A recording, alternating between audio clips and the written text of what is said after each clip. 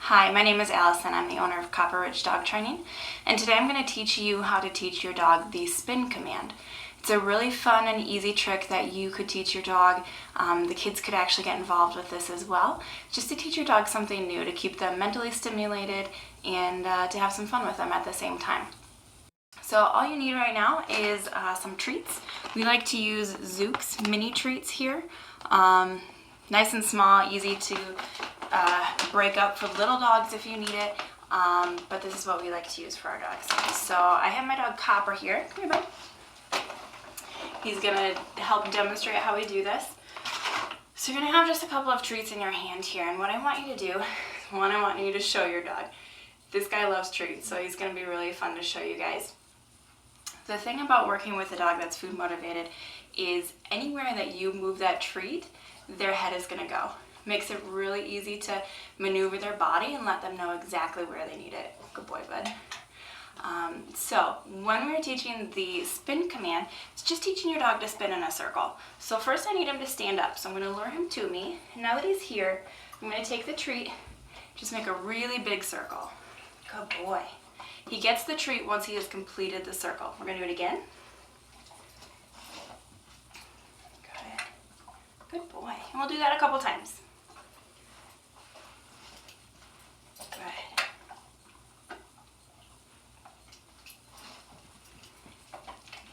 Good. He's a smart guy. He gets it. So now that he kind of has an idea of the motion that we're doing, we're going to start to name the command for him. So we're going to do the same thing we just said. We're going to lure him around in a spin position. Good boy. Lure him around in that spin. And once he's completed it, we're going to say spin. The reason we wait until the end of the command to say the name is because it helps the dog understand what we're asking of it. If I tell him spin right now, spin, he looks at me like I'm crazy because he doesn't know what it is. If he gets the command as he also gets the treat, he can start to correlate the word with the command that we're doing. So let's do it again. Come here, bud. Spin. Good. Spin. Good boy. Come on. Spin. Good. So the next step in the process, now that we've done it several times and the dog's starting to understand what we're asking, is we're going to start to phase out the treat. So every single time I've done this up until now, I've had a treat in my hand, spin, and he gets the treat automatically from that hand. I'm now going to switch, and I'm going to have my treats in my left hand, nothing in my right hand. Going to do the same motion, spin, give him a treat from the right. Treats in my left, spin, grab a treat, gets the treat. That's step 2. Step 3 is we're going to start to phase out and have him do a couple of repetitions before he gets this treat. So treats are still in my left hand, nothing in my right. My right is going to be used to give him the direction. Come here, bud. Spin, good boy. Spin, good. You'll notice that my hand is still very close to his face. He still needs a little bit of help, and that's okay. That'll phase out eventually so that I can just do a spin motion and he'll get it. But right now, we're staying nice and close. Spin. We're helping him out, and he still gets a treat every couple of times. So now he's really starting to get it, so I'm going to mess with him a little bit more. It's really important that I don't constantly just stand in this position and constantly show him with my treat. I really want him to understand that regardless of where I am, what we're doing, you need to do this command. So I'm going to start to move around a little bit more.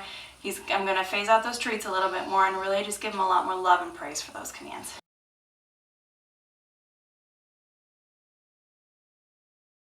Come, spin. Yes, go boy. Now if he does a really good job like that where I barely did the hand motion, he got it and he spun around really quick, I'm going to treat that right away because he did a really great job and I want to reward that behavior. If it takes him a little bit of time, he's dilly-dallying a little bit, it's going to take me a little bit longer to give you that treat too. It also might mean that I need to take a step back and teach him that command at a slower pace again to really make sure he understands it. We're going to go a little bit more.